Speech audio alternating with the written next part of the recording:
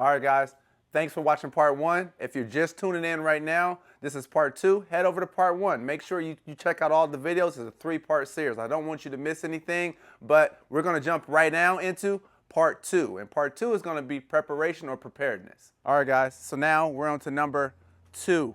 Okay, the number two section is very, very important. It's called preparation or preparedness, right? And I know some people are going to say, hey, some of those items can be safety, but for me, I think of preparation, I think of preventing something, being prepared and preventing things from happening, okay? And I learned this type of, method of thinking because some things you consider to be safe, some things you can consider to be prepared, and I really want to focus on these things and distinguish the difference of why I think this. First thing we're going to move to is going to be the dry bag, okay? I have a Kemomoto dry bag, guys.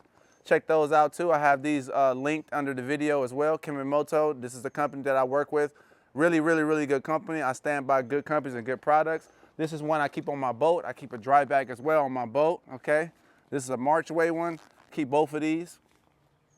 So this dry bag has everything that I need. Why is this preparation, okay? I go out all year long, okay? And even though it's warm weather right now, you still need to be prepared. What I keep in my dry bags is I keep something to start a fire if I fall in the water. I keep kindling, I keep paper, I keep a lighter, I keep a change of clothes if I fall in the water, a warm beanie, warm wool socks. I keep a first aid kit in each one of my bags. I do not go anywhere without a first aid kit. You get hooks in your fingers, your legs, anything like that. You need to take those out. You need a good set of pliers. You need all these type of items in there. So that's why you need to be prepared, right?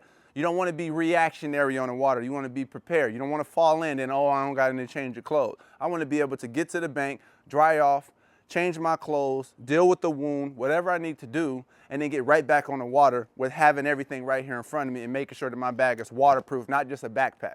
So that's why preparation is so important. I really like this front pocket of Kemomoto, okay, guys? So I got to load this one up still, but this is the one I load up here, and I usually just interchange the items that are in here inside of this one as well, okay?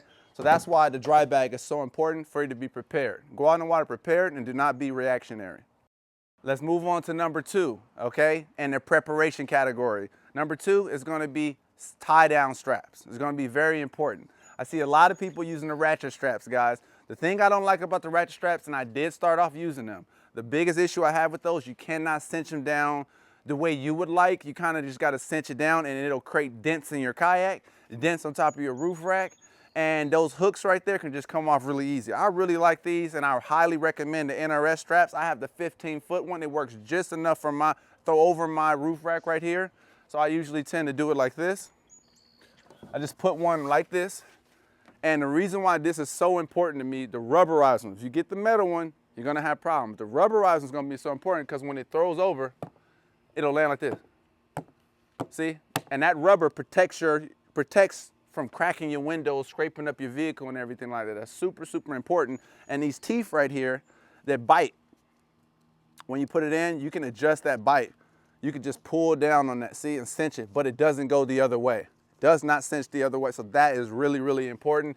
And this is why this is preparation. Why? I usually leave and I go fishing, man, 2 hours away, 2.5 hours, sometimes 3 hours away from me, right? And I don't want to be worrying about, did I tie them down? Are they going to come loose or anything like that? So I always want to think of my drive, my distance. The roads are going to be bumpy. It may be raining, anything like that. So I have to be prepared for that trip, okay? Of course, a kayak strap is going to be something you can look at from a safety point of view, but people usually react to safety. I want to be proactive with preparation. So I want to be prepared, and the first thing when I get that kayak, I want to be prepared. This thing can stay up there and get me to where I'm going and get me back safely with my kayak and making sure I have to keep worrying about my straps and if I didn't my kayak. Because one thing, let me show you about this kayak right here. Even though I had these straps, if I would have had ratchet straps, guys, right here, let's get down here and take a look. Right here under this kayak, so you got this tunnel hole, right? Right here, it's a softer spot right here. I put my kayak and I ratcheted it down right here, and actually the roof rack bar made a dent right here because it's hollow. See? Let's look right here inside. Let me show you what I mean.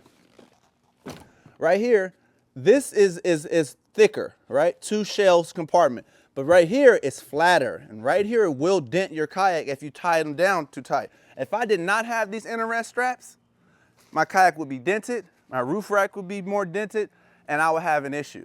So be prepared, guys. Get the proper straps, and then you can easily take these straps on and off. You don't have to worry about it. When you pull that ratchet strap back to loose it, it pops all off and all that, and the hook's scraping on your car. Listen, guys, let's be prepared, let's be proactive, and let's not be reactive. All right, guys, number 3 on preparation, and you guys may go, I don't think that's that important, preparation. I do. I like to be prepared when I get onto a big fish, I get a fish near the kayak, I need to be able to land the fish. I need to be leaning off, doing weird angles because I'm so stressed in that moment and excited trying to catch the fish. That's when you make those mistakes. So let's be proactive and not reactive. A landing net, very important, guys. If you guys watch videos, I've been down there at Yonah Dam and out in the kayak, turbulent waters, hydroelectric dam, guys. And I'm trying to get fish to the boat. I went out there, man, with my buddy, the Sunfish Assassin, and we didn't have a net. We were out there trying to paddle the fish back with the rod hanging over the side of the boat. I lost so many fish. Hooked a ton, didn't get them back, so that they technically don't count, right? Because I did not have a net. After that, I said, listen, man, I need a deep enough net. And one more thing, this net is a Promar net. It did not come, and that's Promar right there.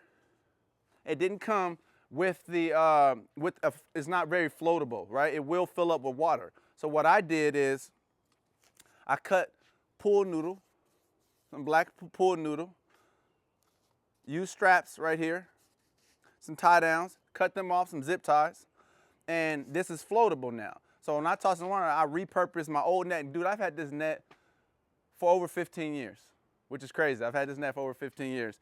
And it's still running strong. This is my kayak net. And I throw this thing over, or I'm trying to do something, it falls in the water. I don't want to have to lose my net. I do the same thing to my fishing rods when I'm on my kayak, because we've all lost fishing rods. Start being proactive and being prepared versus being reactionary. I'm gonna keep saying that till you guys understand that. So we got the pool noodle right on here. Net falls out in the water. Where do I store this net? I need to be prepared. So I always sit in my kayak, guys, and I'm thinking about it. Okay, I got a fish on right here. Let's go get this rod right here. Fish on right here. Where is this net gonna be? Where do I need this net to be? If I have one hand here, I need to net. So I'm always gonna net on my left side, not my right side. Okay, if I can't help it. But I can net on my right side, but I prefer to land on my left side. Why? Because while I'm fighting this fish, I put this net in my left side. Why left? If you're a righty, when you throw over, how many of us have made this mistake? You get ready to throw, and your lure gets stuck all in your net because you got it on the right side, guys. Don't put it on the right side, put it on your left side. Vice versa, if you're left-handed, put it on your right side. So now I have all of this space open to cast. I don't have to worry about it. Also, when I have a fish on and I'm fighting the fish, I can just reach with left hand, bring the net right here, and it's easy to reach over the side, scoop the fish, bring the fish right in the middle, which is why I like this open base, and now I'm prepared to catch a fish. I'm not reacting to catch a fish, trying to yank it in, break the hook off, all that stuff. I'm prepared to catch a fish. Proactive, not reactive. All right, guys, thanks for watching this full video, part 2. Right now, remember, you just watched 2 out of 3, all right? I appreciate you for staying tuned all the way through, but you gotta jump over, guys. It's gonna be linked. Go to part 3. All of this is a compilation together. I don't want you to miss anything, all right? I'll see you guys over there.